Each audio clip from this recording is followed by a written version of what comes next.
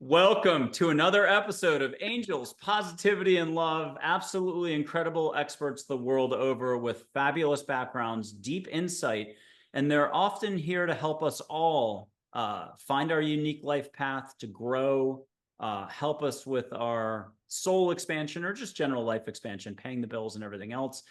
We've had healers, New York Times bestsellers, one White House physician to the US president, another doctor who's received the Order of Australia and the Presidential Lifetime Achievement Award for doing global disaster recovery work, tsunamis, earthquakes, hurricanes, you name it. A whole wide smorgasbord of experts, including, again, a Super Soul 100 teacher, a Super Soul Sunday guest, and it goes on and on and on. In that sort of caliber of expert, we've got somebody very special today from Arizona, Marilynn Hughes, 105 plus books. I may not have the number exactly right, but that's okay. Currently working on a screenplay or a series of screenplays. She'll explain that later. She's all about a lot of different stuff. Out-of-body travel. I'll call it history, sacred history. And she covers a lot of that in her books. She's experienced a lot. She shares a lot with all of us. She's an acclaimed name, is just how I'm going to put it, on the international scene when it comes to spirituality, the sacred, and mankind's history. I don't really know how else to describe her, but it's big. So Marilyn and I were, I was super fortunate to meet her. I'm going to guess 6 to 7 years ago. We just got a chance to reunite, and it's been fantastic. We were laughing just coming on. Marilyn, welcome to the show, Angels, Positivity, and Love. Thank you very much. It's great to be here. It's And great to see you again. Yeah, I was just going to say, great to see you again. And can you give us an overview of your, last 30 years? You've been helping a lot of folks. You've been exploring, though. I'm going to label you as a spiritual explorer. Well, there you go. That works. So yeah, I mean, it's been going on for probably actually a good 38 years. I've been experiencing out-of-body travel, and that kind of brought about my journey of, exploration, I guess you'd say. So, I had my first experience at the age of 9, and then it came back to me again at the age of 22, and then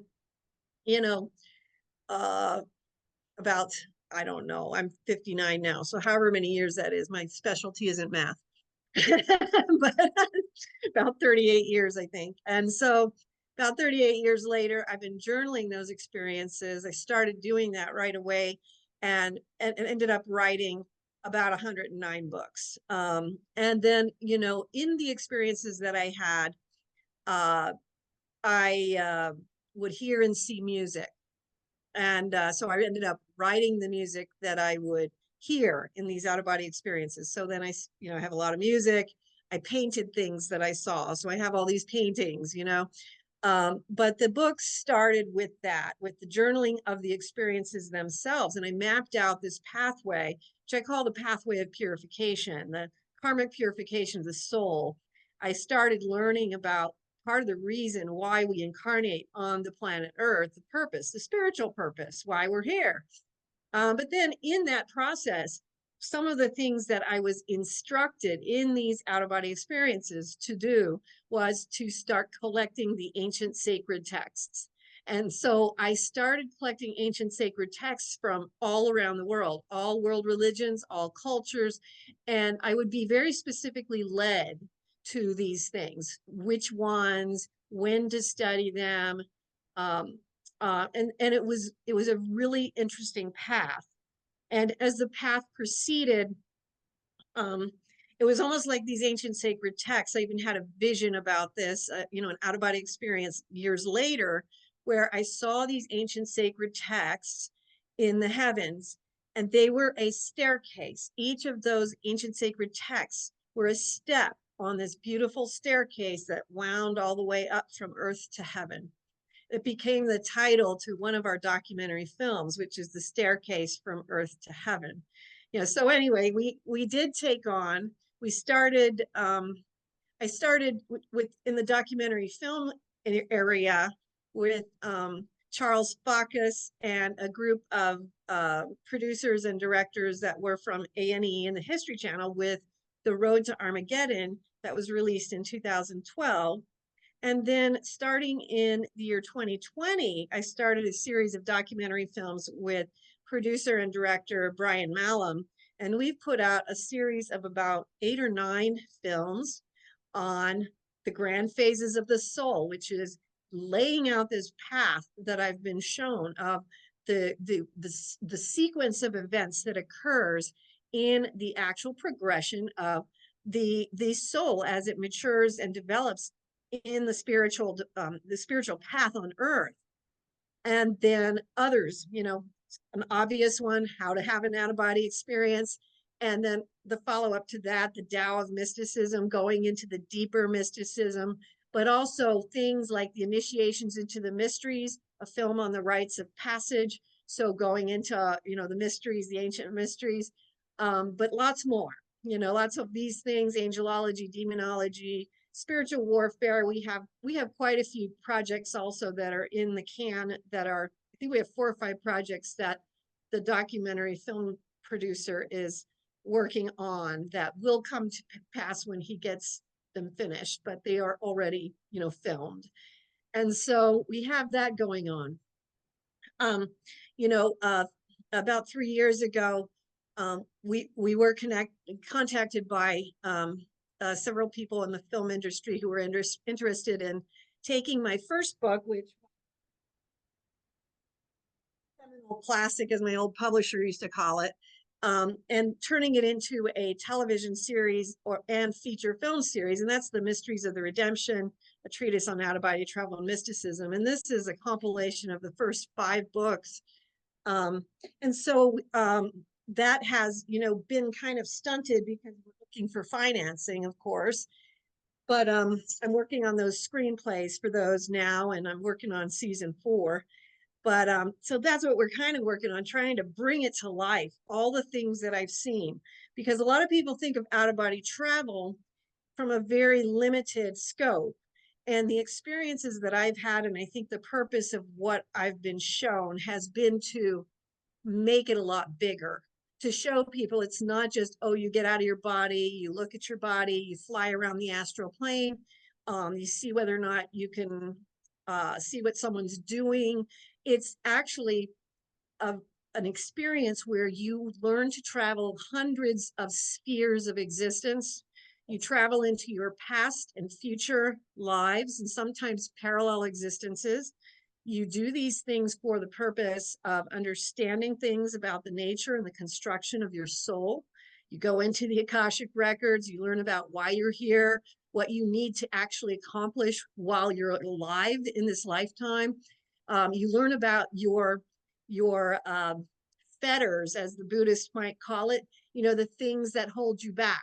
In Christianity, people call it sins. In Buddhism, it's fetters and cravings, the things that hold you to the ground. And so what my work tends to do is it opens people up to have these experiences and to start and accelerate the path of purification, the spiritual acceleration, so that we don't keep just kind of like, I don't know, unconsciously going through life. And then we realize at the end of life, we cross over and we're like, oh, did I forget to do the purpose of my incarnation again? And I have to go do that. And we just kind of cycle in a circular pattern. We cycle, cycle, cycle. We give ourselves the opportunity to wake up and actually fulfill it, so that when we end our life here, we might be in a position to, what many of the great masters talked about, go to the next level. And one of the great things about the ancient sacred texts that people don't realize is that they are the gold that leads us there, because these are the final words of those souls who figured it out before they left their final incarnation on earth. And so those ancient sacred texts are literally gold. And those words are literally the words of release, the words of liberation, the secrets that we need to understand that will give us the pathway to doing what they have done. A roadmap to soul acceleration. Can you take us back? Let's go back to when you were 9. Give us some flavor. What the heck happened? What was the out? And if the one when you're 22 is better, it's up to you to share, because you've been asked this all the time. I want it to be fun for you to share. Well, I'll give you the overview of the 9-year-old thing. The 9-year-old thing happened. I was, 9. So you can imagine, I'm lying in bed.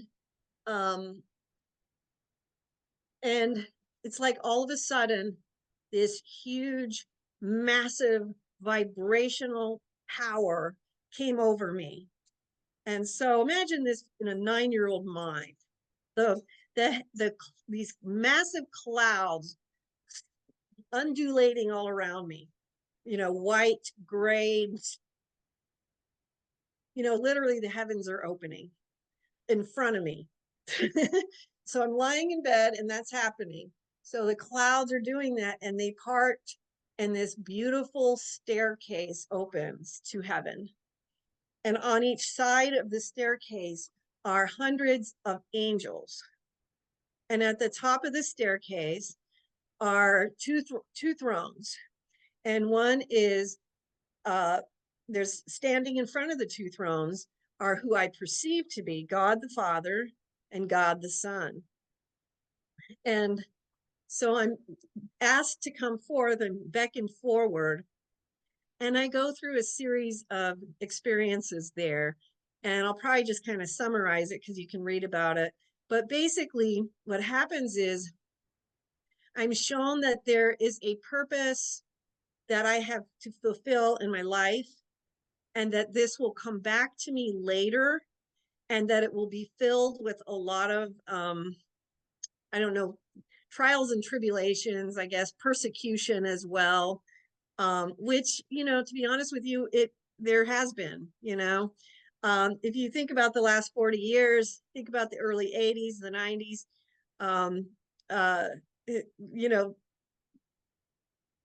this is something that is a lot more accepted now than it was when I first started this, is what I guess I would say. So you had to have a pretty strong constitution to come forward and say, yeah, this is who I am and this is what I'm doing. And, accept me, you know what I mean? So it was a very difficult thing, within families, within society, within everything, it was not the norm and it was not accepted.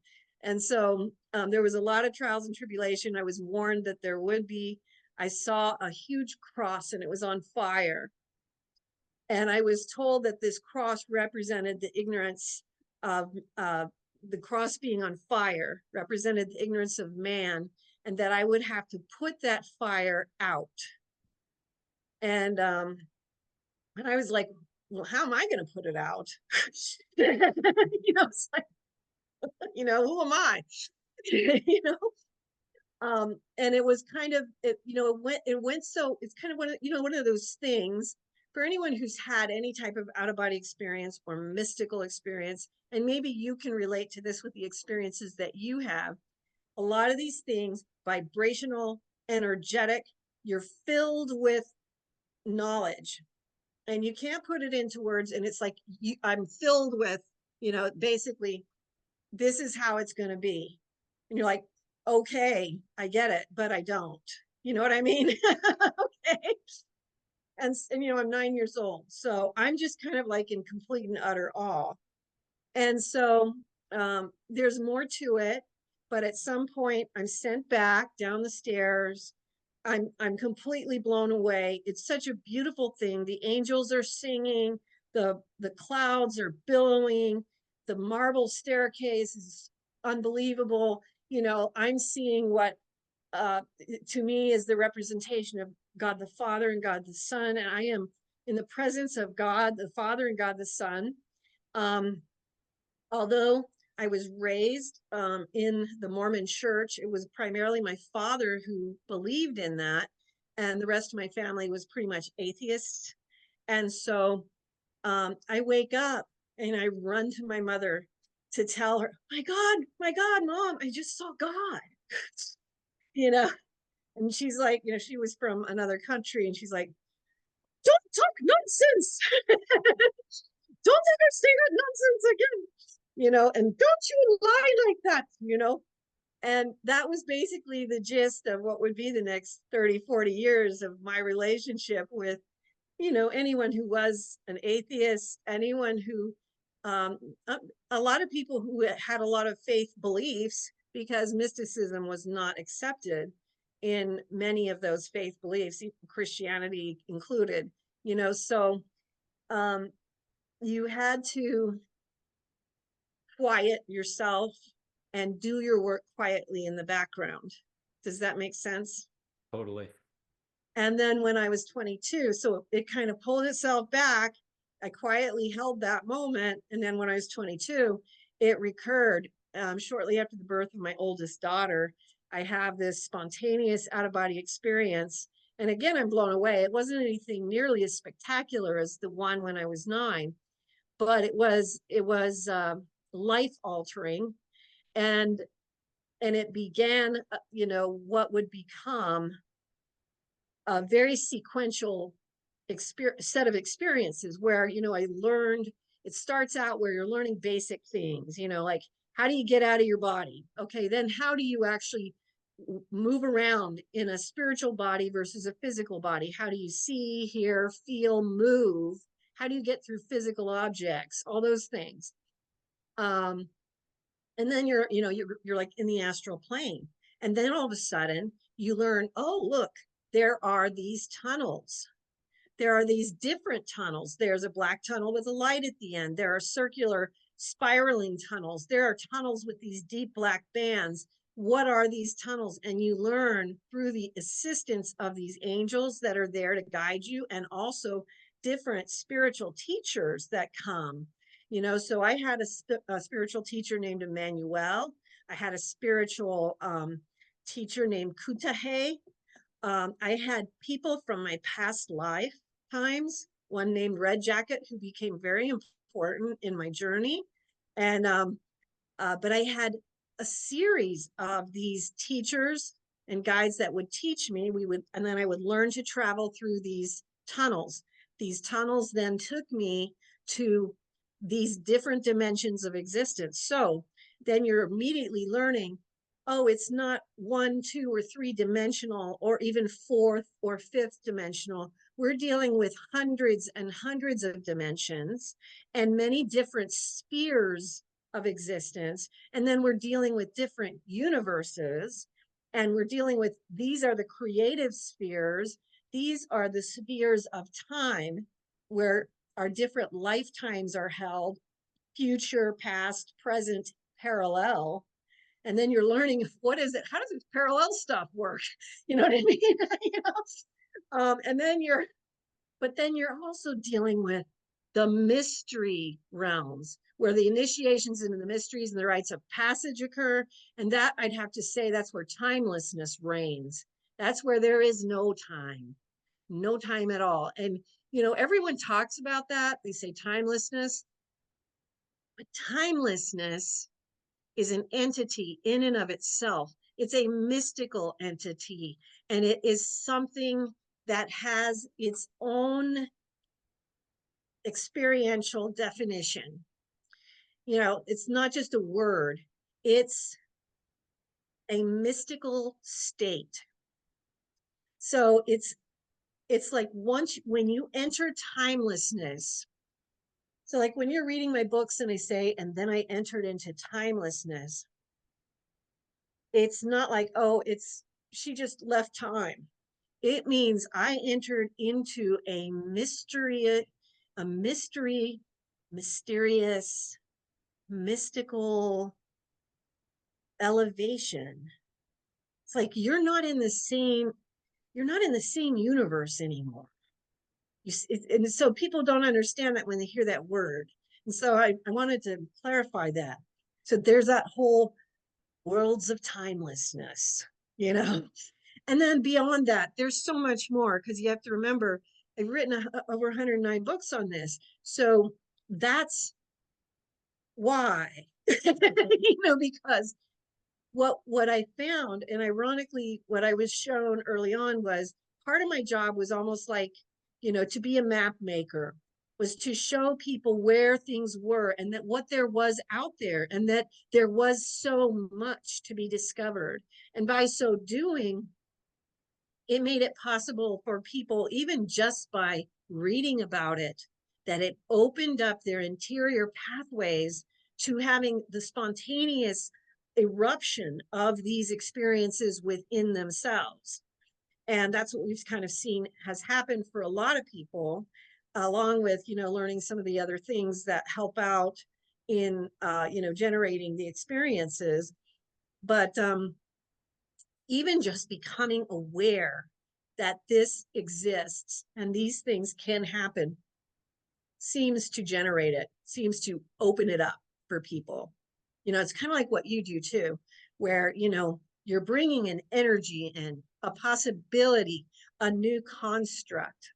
Even like when Christ came, he brought in something that didn't exist. So just as when Jesus came in, he actually brought a reality that was not yet present on earth.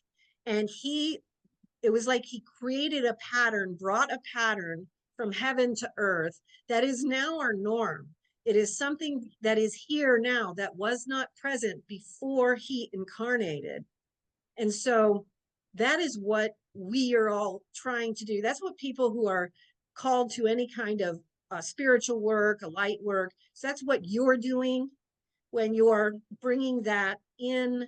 One of the things I was told early on was to continue to go into these out-of-body travel states and bring as much of heaven to earth as I could do. And then I tell people that too, just go bring heaven to earth, because it's an energetic thing. It's not just words, it's power. Remember, knowledge is not words, but power. And you go bring that energy, and you bring it down from the heavenlies. And that is how we change the patterns of what is possible here on earth. Hey, let's go biggest picture up. Is love the fabric of the universe? Yes, it is. And the funny thing too is, and it's not funny, but it is kind of, I mean, is, love is God and God is love. And, I don't know, a lot of people miss that, what that really means, because God is also all powerful and all these other things. But if you don't understand what that means, that God and love are one and the same, then it's very hard for you to understand what it is we're reaching for here in our earthly journey and what we're trying to achieve spiritually. Because it is our purpose and our goal in our path of purification to become more like God. Because why are we separated from God? Because we are not like him. So in order to come closer to God, we have to become more and more like him. So we remove the fetters. We identify those things that hold us back from God. And what is that? Those are the things that are not of love, because God is love. And see, people mix this up. They think, oh no, God is this punishing, they think of this in this way. They don't understand that justice and compassion are all part of that love. It's a complicated thing, and that's why it's a complicated thing, that they don't understand that compatibility is a crucial law of the universe. And so we do go where we're compatible. There was the 16th century or mystic Emanuel Swedenborg spoke about his visions, and the most popular of his works was Heaven and Hell. And I love all his works, so I have a whole shelf on him. But he spoke about compatibility, and a lot of my experiences have been very much in line with what he experienced as well, which is we are going where we're compatible. And so we have the heavens, we have the hells, we have the purgatories, and the purgatories are places of purification. Even the hells are places of purification. One of the things that I was called into was to assist souls in the purgatories and the hells when they make a turn, no matter how slight, towards the light, to assist them in that alteration, that change. And what I've learned is that the moment any soul makes any call out to God in any way, even if it's a slight just turn in the mind, God reacts, responds immediately. And so what we don't understand is that it is our compatibility that determines what we are being going to, what we are going towards. And so if God is actually love, then the problem is that we don't understand what love actually is. If we are not moving closer and closer to love, then what is it that we don't understand about love? And then we have to actually come forward and do some of the work, which is sometimes unpleasant. Some people don't want to do that.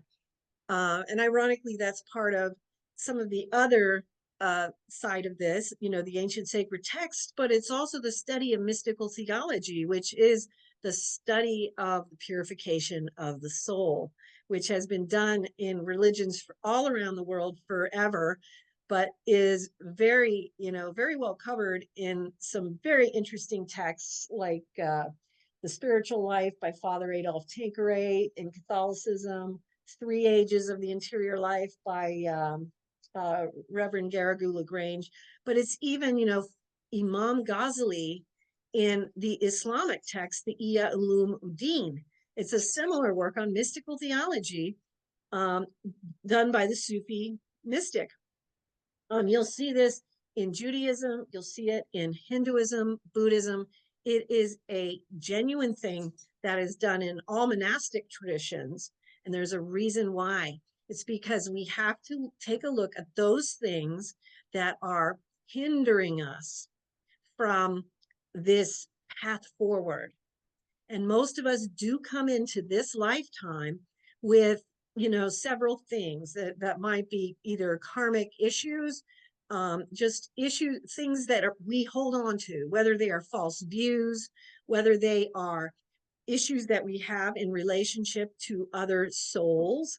And that's part of the reason for remembering some of our past lifetimes, so that we can identify those patterns. And then we go through this process where if you're remembering all this and you're saying, well, that didn't work, that didn't work, that didn't work, and that didn't work. So you look at all these different ways and you're like, okay, so none of those were the right answer. So I need to actually, take a look at what are the other options and what is it that I'm missing?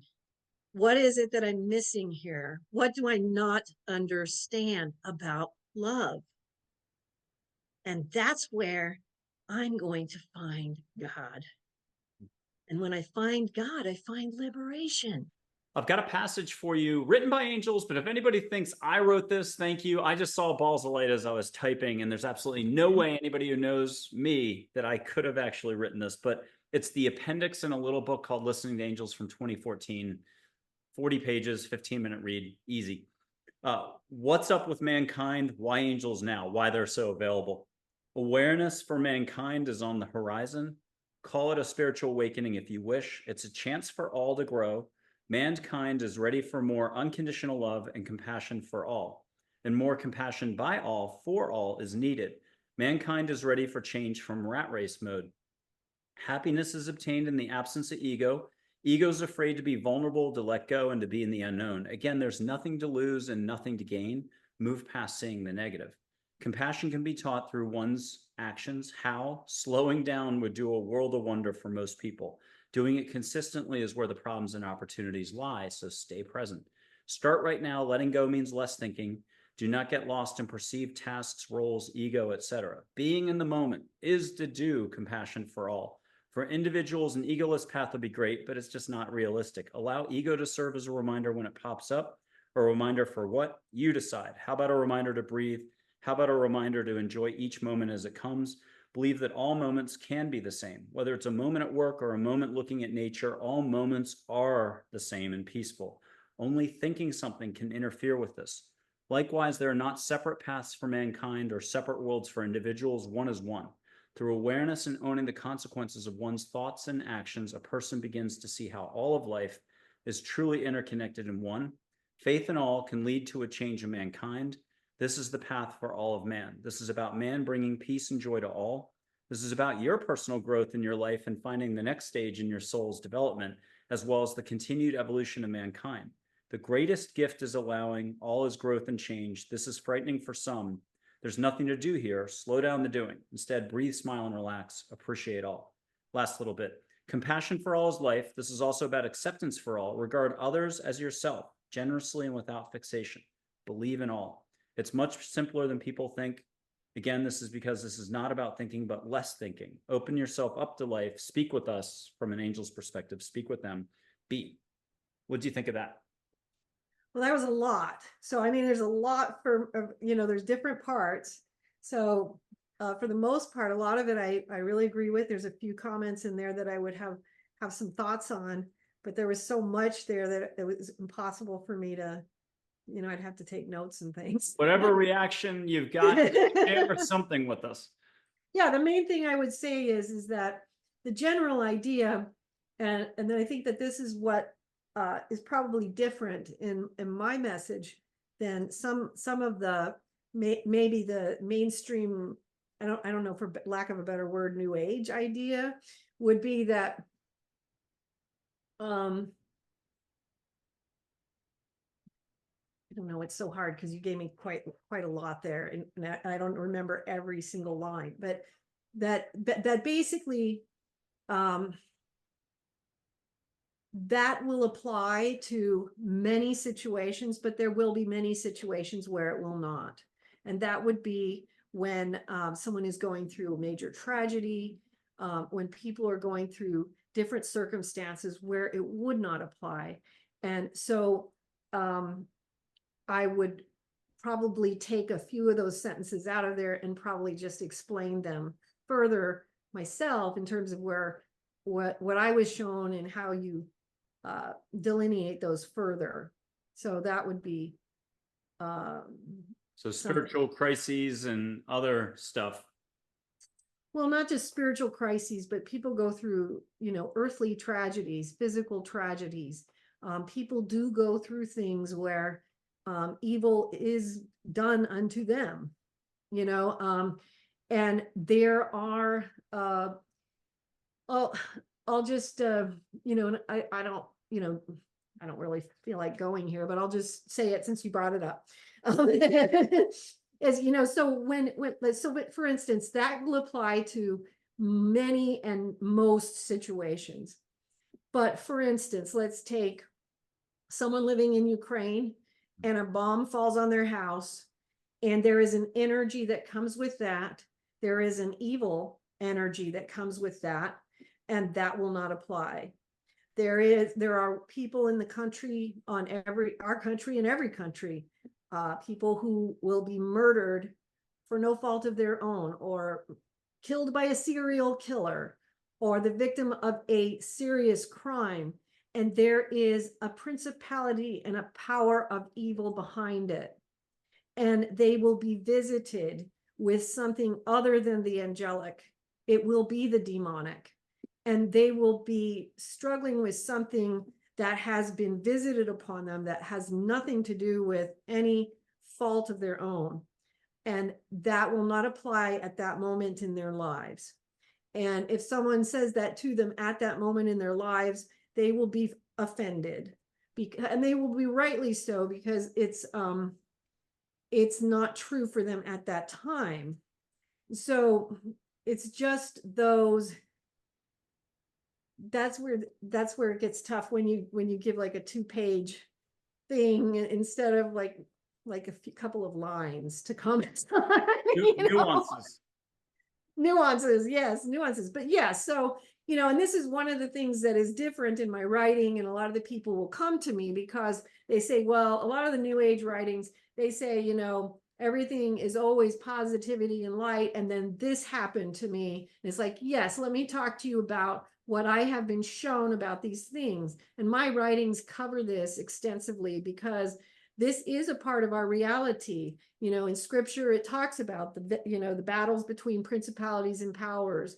And my books do cover, I have a documentary, we have part 1 out, part 2 is going to be finished sometime, any day now, actually, on spiritual warfare, angels and demons. And it's about this whole spiritual warfare, which is the different part that happens with the other side of that. And unfortunately, we live in a fallen world. And so people experience both, and you know what I mean? And so people strive to stay in exactly what you've written about there. And it's a wonderful thing to do. And it's, I like it and I love it, you know?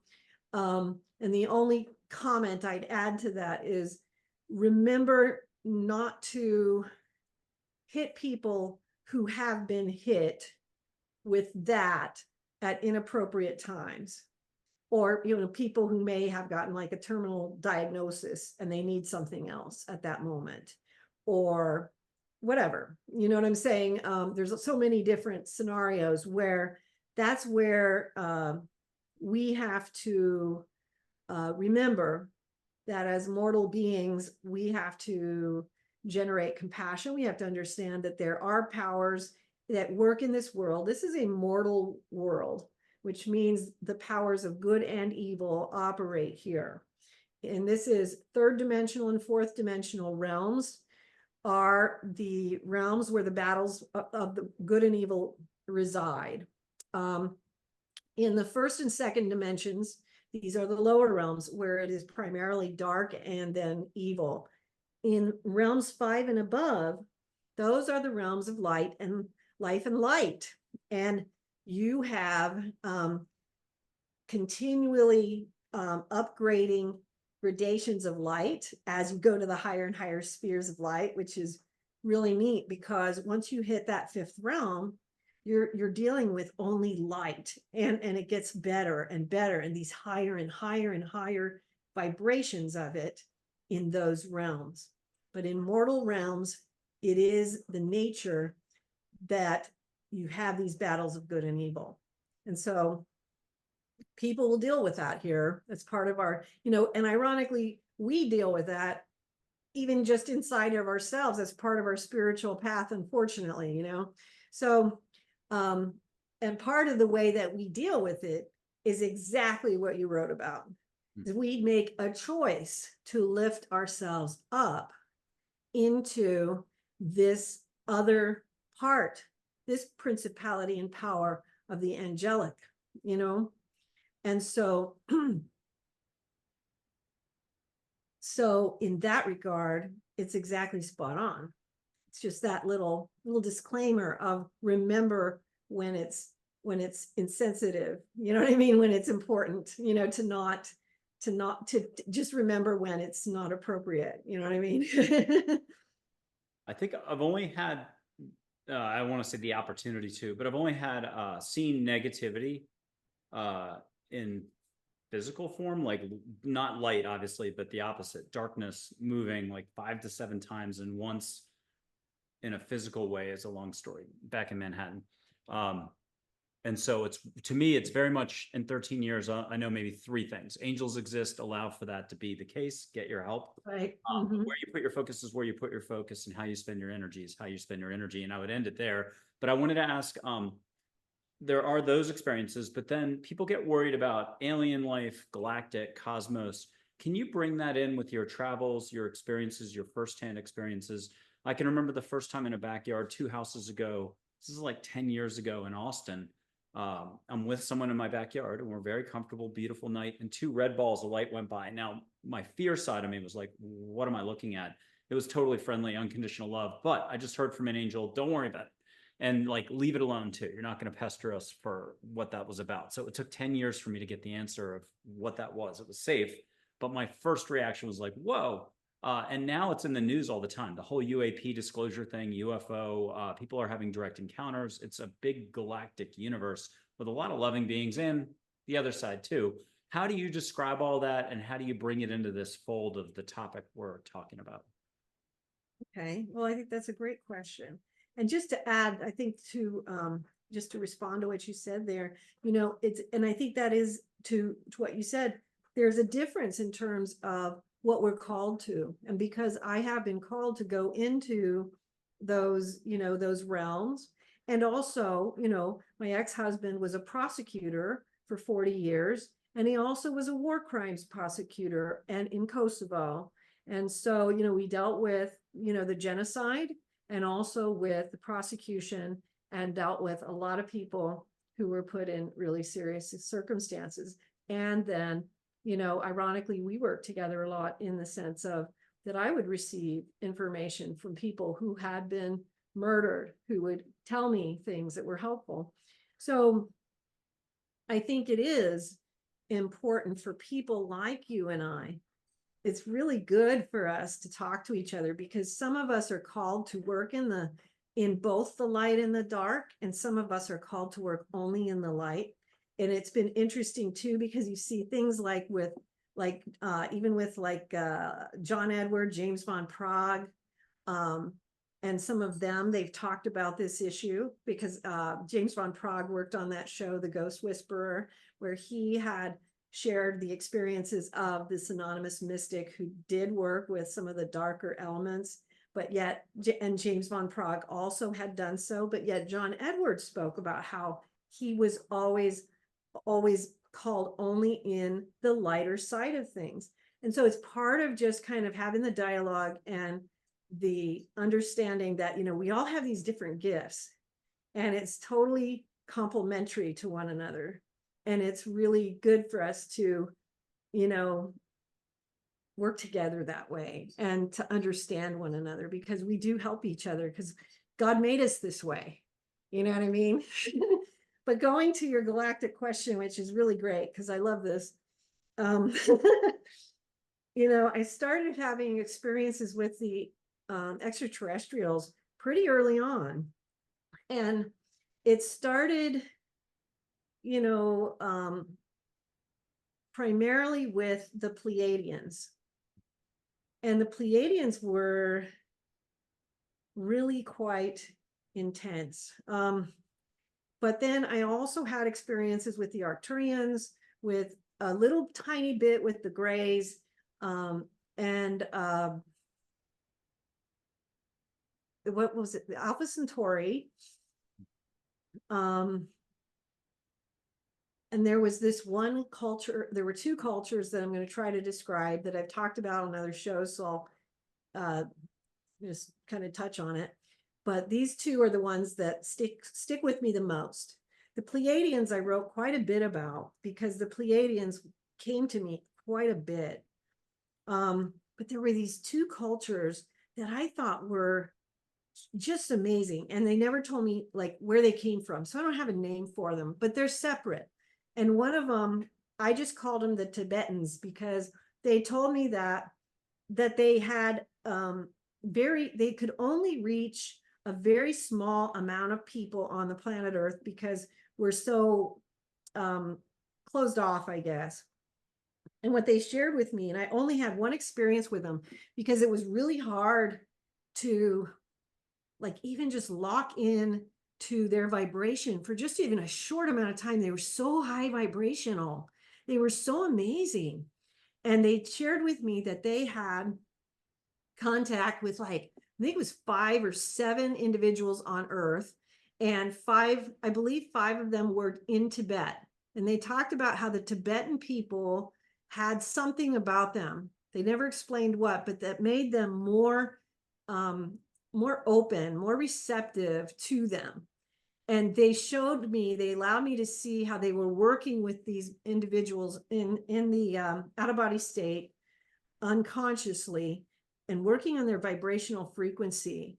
And they were on such a high vibration. And it was just amazing. And I never got to see them again. And then they told me the other two people on Earth that they had worked with who were from other parts.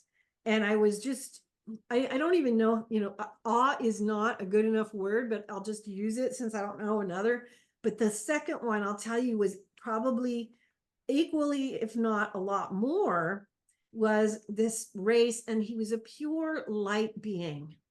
And he shared with me and showed me where he came from. And it was a world that was like so far beyond ours in evolution that, and it was like way, way, way, way, way, really far, far, far away from us. And he let me see it, because in the mystical experiences in out-of-body travel, you can travel at the speed of thought, so it's, so I was able to go out there, even though it's like really, really far from our system. And what he said he was going to do was, he said, I'm going to hold on to your shoulders and you hold on to mine. And I'm going to allow you to experience what it's like in my world for just a little bit. And just so you see, and then come back. And it was so awesome because he held onto my shoulders, I held onto his, and I'm taken into this world. And I just remember blinded by light, you know what I mean? And it was this world where everything really is, unconditional love. Everything really is complete and utter harmony. It is totally beyond fifth dimensional, probably, 20th dimensional, but probably beyond something that I understand. These beings, whatever they were, because they were pure light, were so far beyond what we are here. It was just such pure ecstasy to be there in their world. I was just so happy and joyful and so amazed. And I know I'm not really doing any justice to it at all. And I was just so, just so amazed and happy to be there.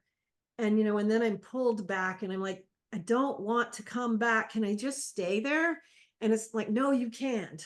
But it was like he wanted me, he's explaining to me, he wanted me to know how far and what great a chasm existed between where we are as human beings and where some of these other worlds might be. Now, obviously, just so I'm clear, there are worlds that are equal to us, other worlds that are in the mortal realm that are, battles between good and evil. And there are worlds that are lower than us too. And I've seen them as well, but they're not nearly as much fun to talk about. So, but just to let you know, there are those, but this was just such an amazing thing because it shows us the possibilities, and that, because as human beings, we do have a tendency to kind of think, okay, what's next? And it's like, well, gosh, there's so much more. There really is so much more for us if we actually do begin to, take the spiritual path, because we are just so, a lot of people try to say this is kindergarten in the spiritual training things, but it's almost like that's condescending to me, because in reality, it's like, it's different than that. It's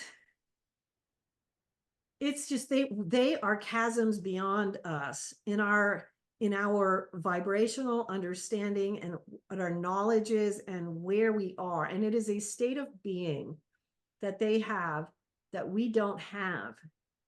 And when you experience it, it's something that you want to become. You want to become it. And you're not, but you want to become it. And so it's very humbling because you realize there is a goal. There are things that you need to achieve and want to achieve. But there are, I've cataloged so many things about my extraterrestrial visits. I had so many experiences with the Pleiades, and some people might find these controversial, but I was actually told that Jesus came from the Pleiades. And then I had this experience later where I saw one of the crafts. It was this huge mothership came down, and this it was ominous. The sound was so overwhelming, and it was coming down, and the undercarriage, and it was like there were thousands of souls, not just me, down here waiting to see. And the undercarriage opens, this big opening comes open, and a light comes down, and this lady comes down, and she's wearing these purple and white robes, and she's got a golden gilded crown, and everyone's calling her the Lady in Light. And there's this immense holiness about her, and everyone's just crowding around her. And I'm like, wow, that's pretty cool. This lady's from the Pleiades, you know? And so I'm just kind of like following around, and, you know, everyone is crowding. And I get up close, and I'm like, oh my God, that's the Blessed Virgin Mary. You know? And I mean, that was a long time ago. That was like 20 years ago. But you know, there's tons of experiences like these. And I had a lot of experiences as well, where the convergence of these crafts coming in, and all these, you know, so things that might be yet to come, a convergence of crafts. People on Earth were lining up and getting on board these crafts. It seemed like some type of evacuation, to be honest with you.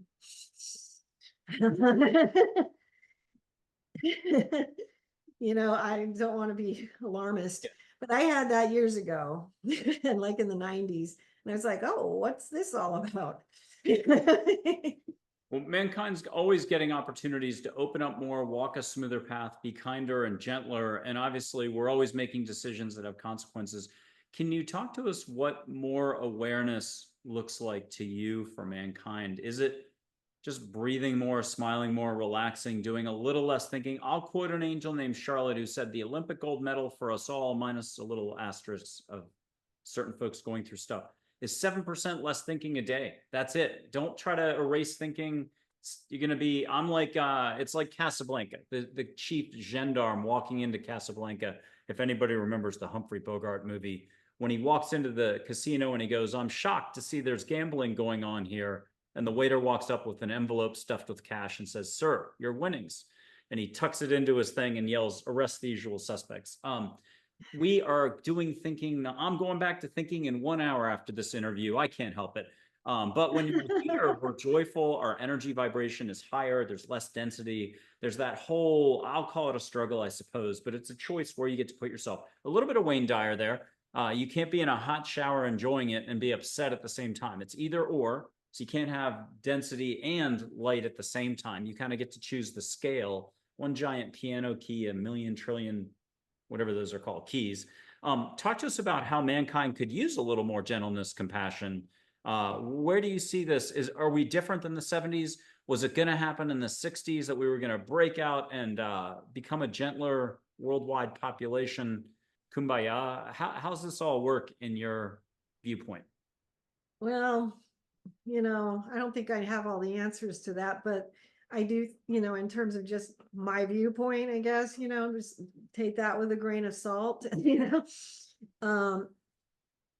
I think, you know, when you talk about that with the 7% less thinking, it's a very Zen way of thinking. And I think everyone can use more Zen. So yes, but I think it also has a lot to do with what each of us are individually called to do. And so it applies differently to every one of us. You know, if you're a scientist and you're an astronaut, then you're probably going to think less in different ways than someone who is doing more of a Zen job. You know what I mean?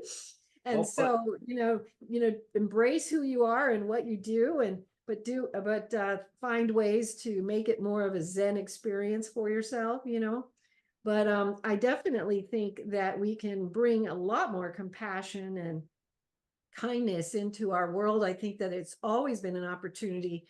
Unfortunately, I think that we forget that we do have to start with ourselves, so really the power lies, that's where the power lies. It's always lied there. And, ironically, that's what the Zen masters talk about, is that you make change by making change in yourself first, and so we do have to start with becoming more compassionate, loving, and kind ourselves.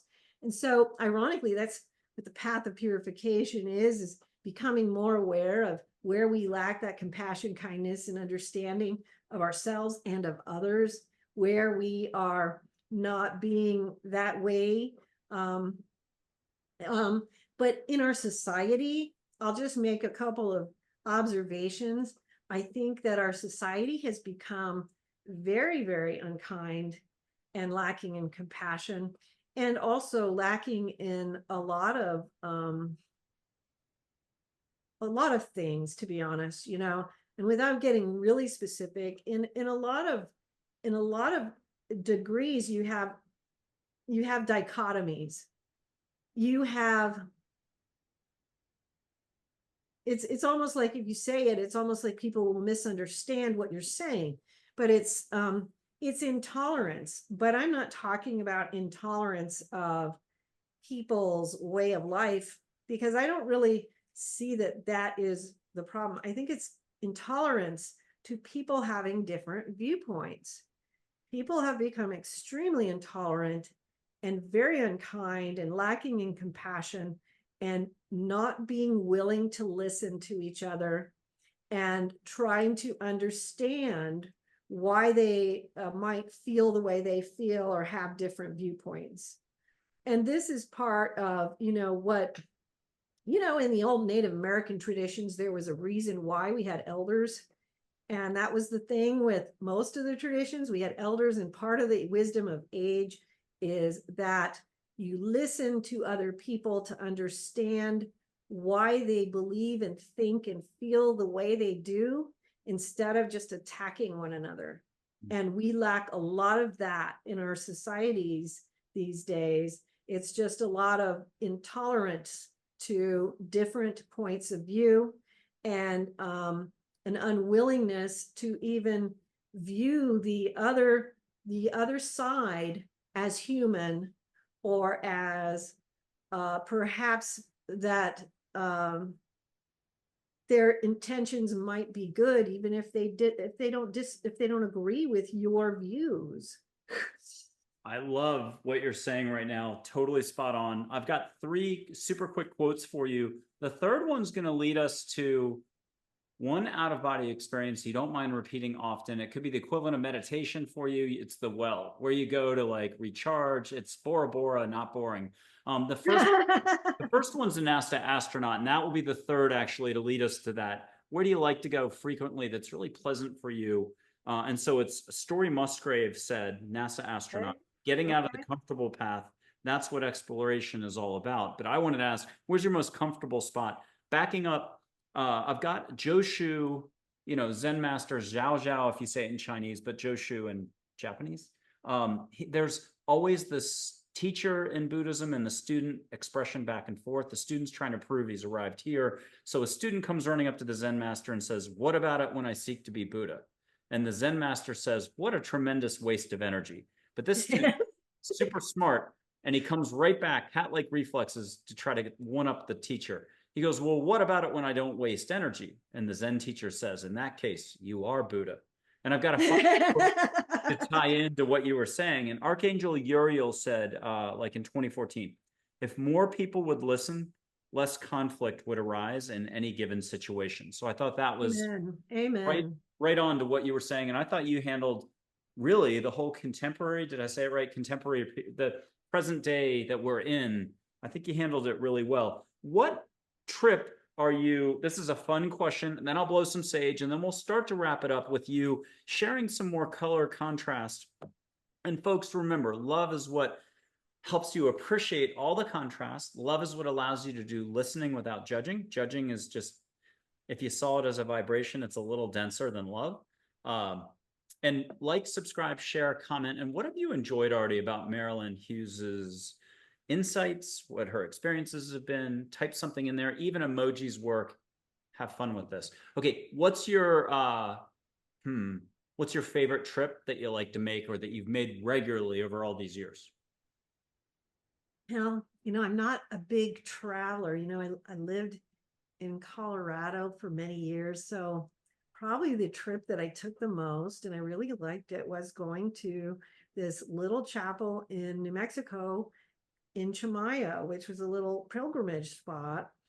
And it's a little spot where a little miracle occurred, I think in the 1800s, or maybe it was the 1900s. I can't remember, but there was a priest who was martyred, and he was buried with this cross, and the cross kept miraculously moving to this spot, and they would move it back, and it kept moving. And so they eventually built this chapel at Chimayo, and it's kind of considered like the Little Lords of America.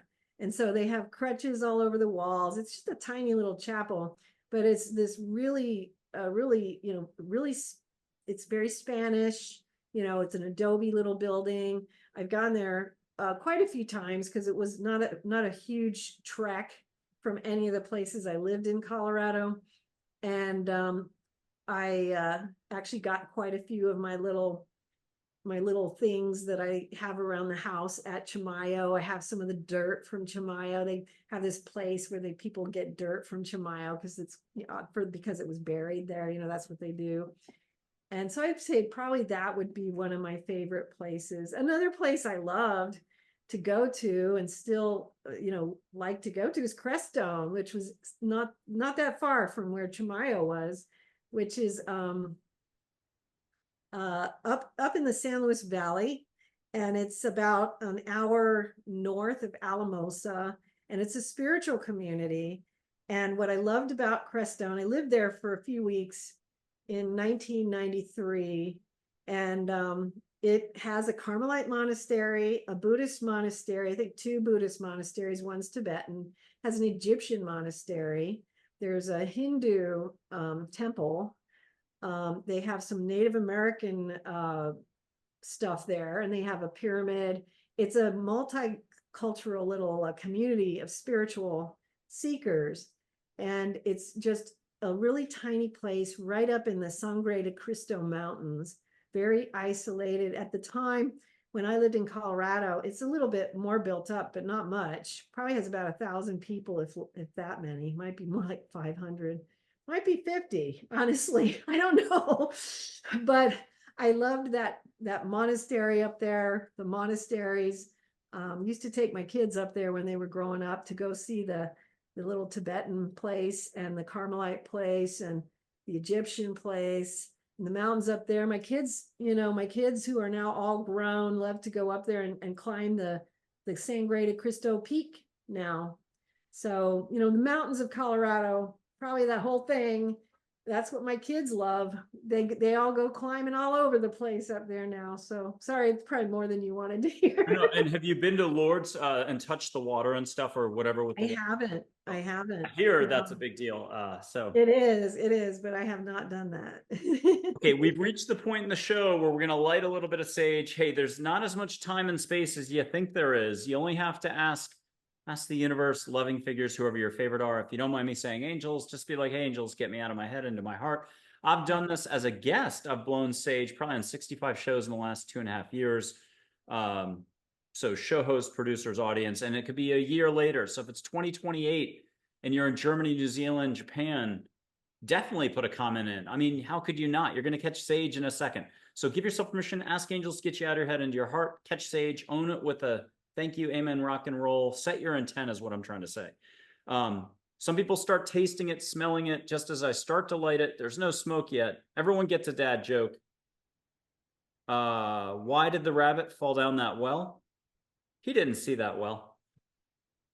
If you're laughing, you're letting go. If you're breathing, you're letting go. If you're smiling, you're letting go. If you're petting the dog, you're letting go. Thinking about petting the dog is not petting the dog. And there ends the lesson.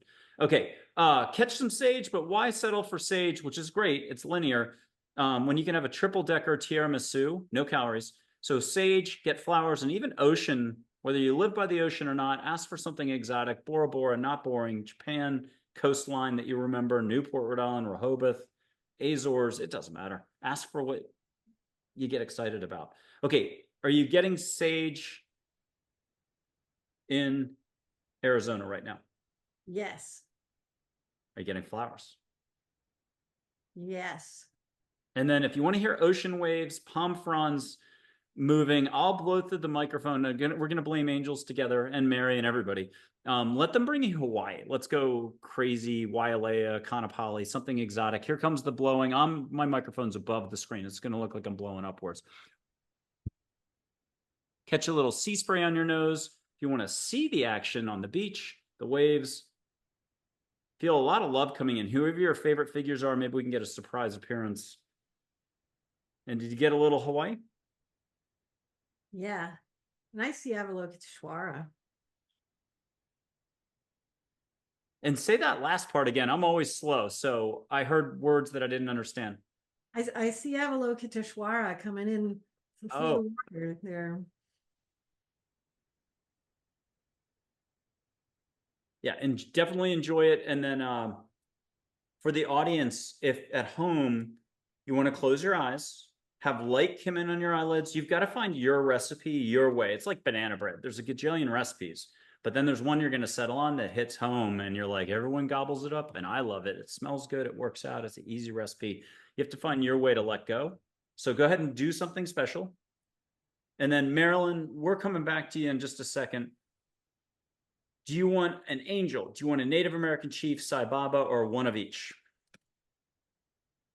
You choose. Okay, we'll do Joy, unless you want Charlotte or Min, or Michael. Sounds great. Yeah, and then Sai Baba colorized version, and then who did I say? Oh, you can choose Geronimo, Del Knife, or Red Shirt. You'll let me know. But first, Joy. Here comes Joy. She's a pink ball light angel who's kind of cosmic. Love, joy is a constant, although thinking anything pulls us right out of that slipstream. Welcome to regularly like living your life here, having to pay the bills. My problem is, my drama is. It's going to happen. But so pink light on your eyelids if you want, high peppy voice, hear what you want to hear privately, get an answer, get a hug, get a kiss on the cheek. But what does she have for us all as a quick reminder that you can share with us? You're going to know this blindfolded.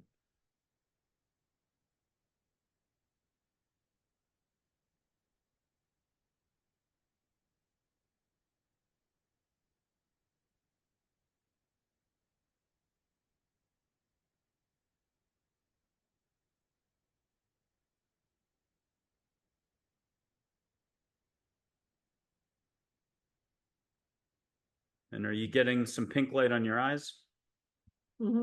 Yes.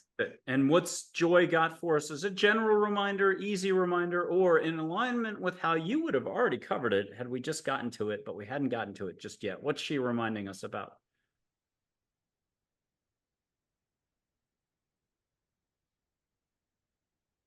Well, I'm seeing and smelling pine trees.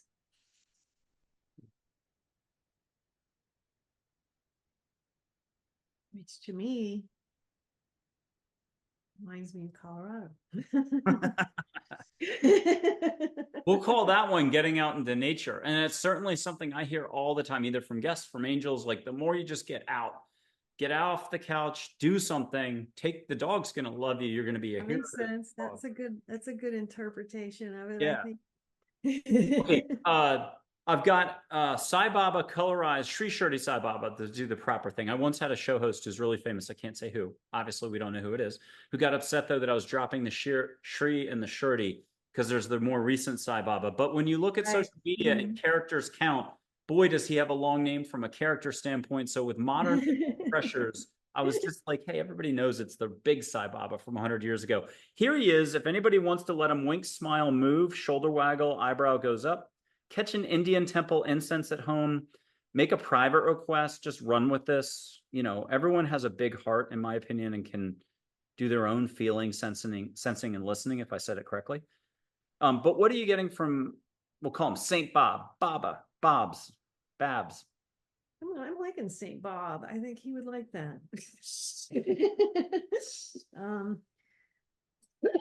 And you can ask for a wonderful Sometimes incense coming in that you haven't quite smelled before. I am smelling something, and it's a little patchouli like, but different. And I am feeling what I immediately got from him was trust your gut. Love it. And I'll buy you time because we're still going to do Dull Knife for Red Shirt to wrap it up, but I'm still going to get you older Geronimo. Yes, vibing with the Geronimo. Yeah, here's Geronimo. Action, action, action. He's a softie with this photo. He's been around the block. He's everyone's cheerleader. He's here with words meant to help you kind of kick you in the butt and get you moving. You're that artist. You're like, for 10 years, you've said, I know. I need to get my paintings in that gallery. Your cousins tell you every day, your friends, but you're always like next Tuesday, and Tuesday never arrives. He'll get you moving. What are you hearing from Geronimo for us all? I'm feeling him say, come home. Is it the Buddhist Zen home, which is the home is the heart? Or is it a different metaphor? Just heard. I just really, do you see in his eyes that like come home? Do you see that? I mean, or is it just me? I mean, I'm really getting a lot of, wow, I'm getting goosebumps and slammed with energy. Come home. Aww. And I am getting whooshed here, but I'm very vacuous, so I don't know without flowing more down to here. And if I do that, then I can't be a good show host. Okay, we're going to do Dull Knife Red Shirt, then we wrap it up. And we'll have you share in any direction if there's a certain also. I'd like to just say something about that just for anyone who's watching, because the feeling I get is whoever's watching is, whatever is home to you, come home. It could be, hey, you've forgotten to do the gardening for 2 seasons. Plant any flowers. People don't realize how simple, like, yes, there's complexity. The whole world's complexity. Pick anybody and we can have more complexity. I'm going to do complexity at like 2 hours from now. But more you can practice simplicity, which is love, the high vibe. Your laughter, I'm quoting Joy here. Your laughter is hope and healing to others. Are we even allowing for some more laughter daily? Probably not. I got bills to pay. Okay, here's Dull Knife, wisdom with some humor, like a mountain range, more formal and proper, yes, no. But people can catch one of those 50 sacred scents: tobacco, sweetgrass, juniper, cedar, pine, desert pineal. Are you catching anything in the air? Give me a second on Dull Knife.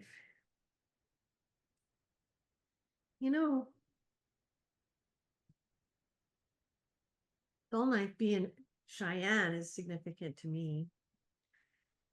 I'm trying to touch into that with him.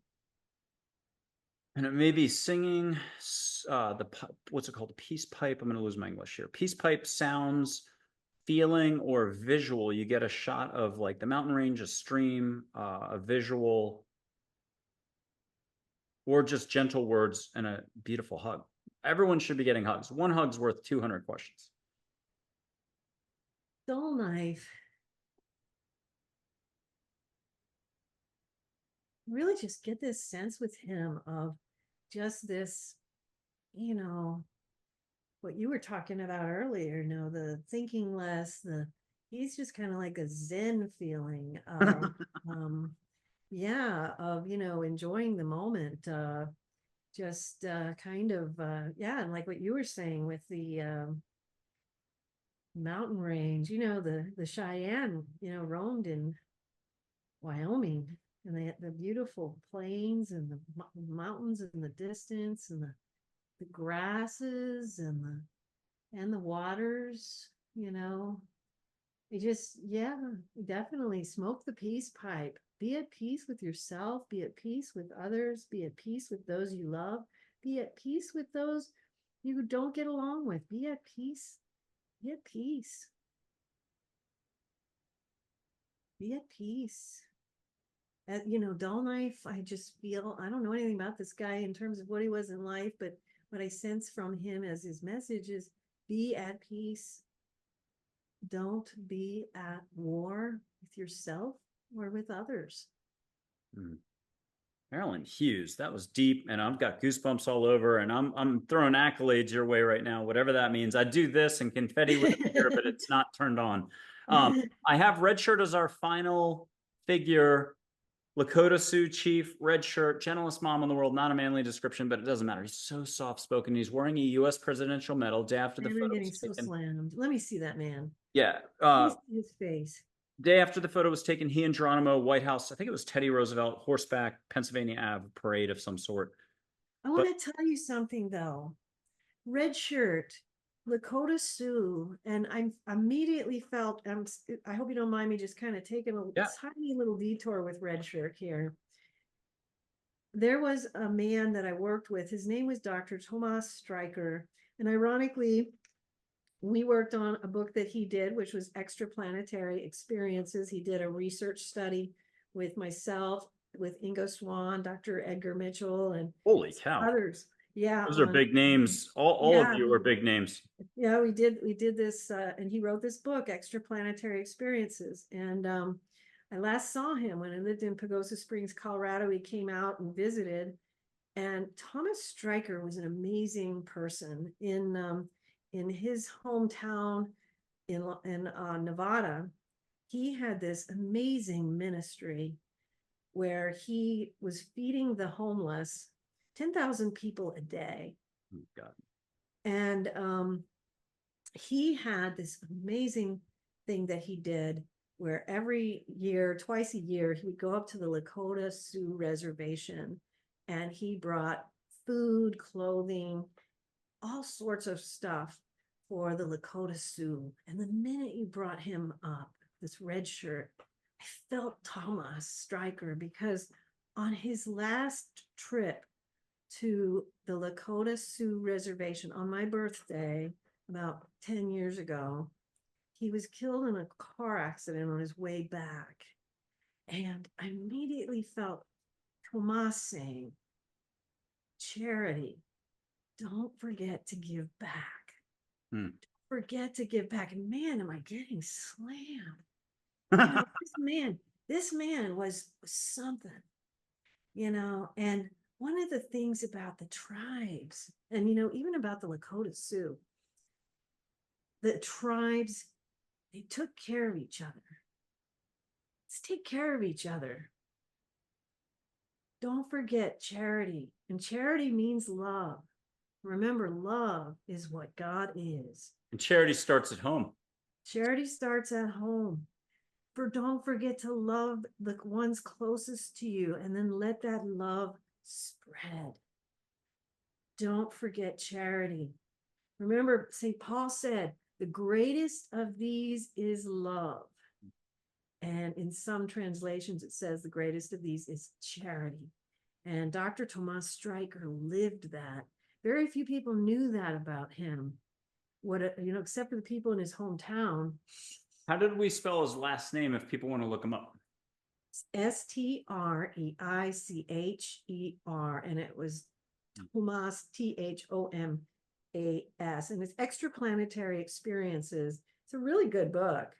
You know, he got the experiences of Dr. Edgar Mitchell, who's an Apollo astronaut, Ingo Swan, one of the founders of remote viewing, and myself, and several other people who had extraplanetary experiences mystically, with Ingo Swan, remote viewing with me mystically.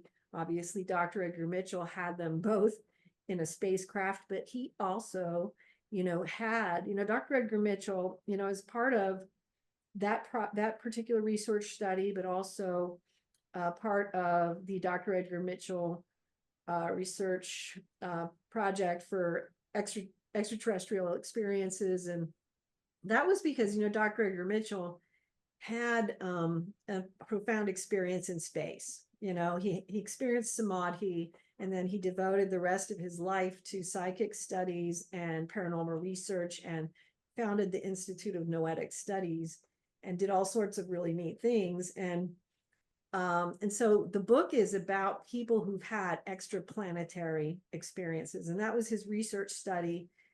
He did it for his doctoral thesis, and it's with, I think it was with Barron Company. So he was a really neat guy.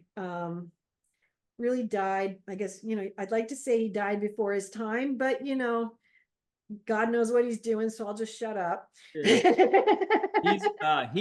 did a lot for mankind, setting, just helping us out and pushing the boundaries out. How about that? Oh yeah, Dr. Mitchell. Yes. But I was also speaking of Dr. Stryker. And but interestingly, how isn't it amazing how all of our lives intersect this way? Dr. Edgar Mitchell, Dr. Stryker, Ingo Swann, and all these things, and all these people, we're all part of this fabric of life, and we all end up intersecting along the way, don't we? We do. And yeah, and here you see Dr. Stryker intersecting with Red Shirt in some way, in this in this intricate pattern of life, the way that he loved the Lakota Sioux. I had one offer that I forgot that I do this. I forgot to do it before the show, and I'll make the offer. It's just going to be only my highest intent if I put my hand up, and you put your hand up in Arizona, only your highest, not our bill paying side, our happy side, or love and above. Okay, so which one is that then? Pick whichever hand you want, whatever's comfortable, but feel the vibe, and then push rainbow light your way 3 times with this hand. But we're going to blame angels, Pleiadians, Mary, Jesus, Muhammad, Buddha, the whole crew, all unconditional love and above. The first time low, the second time medium, the third time high. And the more a person breathes, and if you have a project, pretend you're in the middle of a lot of writing, and you need a lot of wind in your sail, a lot of smoothness. You want to get knocked out like you're at a bed and breakfast in Nantucket, the sea salt, 7 o'clock there, you're out. You need good rest, but you need good creativity, and you need good typing skills so that you can crank out 20 pages in a pop. No try, Yoda. Here comes the first one. Think of it as the Hindu Shakti thing up and down the back, the chakras, whatever I'm trying to say. Lots of love and energy, rainbow light. Here comes the first one your way. Catch a little Hawaii in the air. And Marilyn, what'd you get on that one?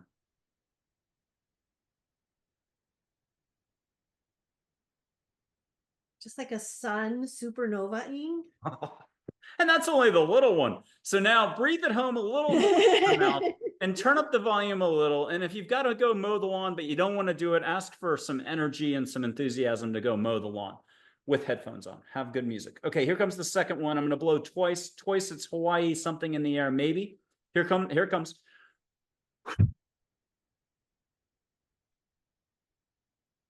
Pitch a little more love. And Marilyn, what was that all about, if I can get my English out? Saw the ocean, and I saw clouds breaking over and lightning. Okay, we're having fun, and this is the last one. It's go big, go home. You're already at home. We have to go big, but it's whatever you'll allow for at home for folks watching in 2028. Remember, Marilynn Hughes, all her details will be below the video. She's been fantastic on the show today. Holy cow.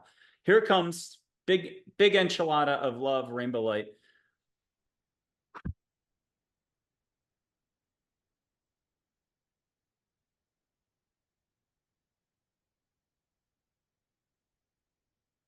And how was that one?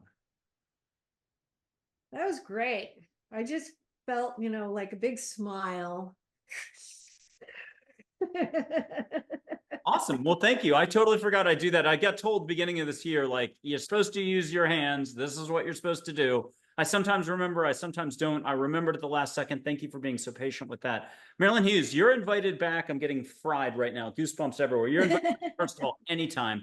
I know you're totally tied up in 2024, but I'm going to grab you for 2025 to come back on later in 2025, whenever you want, and it's convenient, and you'll talk about whatever you wish. Just having you on is enough. And thank you for being so eloquent, for sharing so much, for, first of all, being like a NASA astronaut, but the opposite. You're sojourning from the heart and with the universe, and doing the most incredible journeys a person can do.